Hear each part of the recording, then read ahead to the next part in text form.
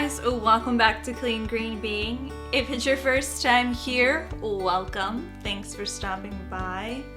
If you don't mind, before you leave, hitting the subscribe button and the bell notification icon below, I would greatly appreciate it. And lastly, if you find the information in today's video helpful, be sure to hit the like button.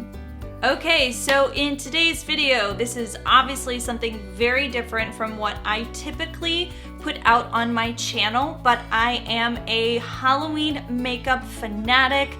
I grew up loving Halloween, taking my Halloween makeup very seriously. I was in theatrical productions, so it's been a part of my life for as long as I can remember. So with that, I thought it would be fun today to film a look using the majority of this look is clean beauty products to create a Dia De Los Muertos look, so a Day of the Dead look. So if you are interested in sticking around to watch me create this very easy Dia De Los Muertos makeup look using clean beauty, then go ahead and keep on watching.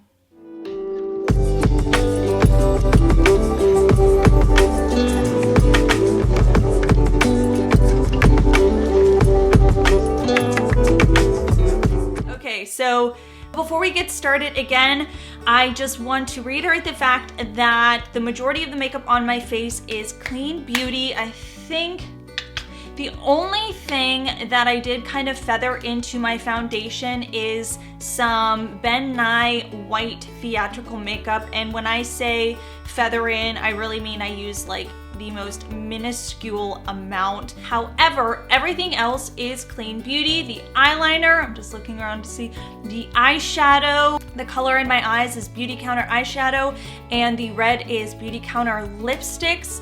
And then I added some jewels. I also made this flower crown. I picked up some just synthetic flowers from Joann's and a headband, hot glued them, and then I just picked up a yard of this kind of black veil fabric. Super simple, and then the rest of my outfit is just a black jumpsuit. So you could easily recreate this look at home. I would say the hardest part of this look is just the fact that it is time consuming.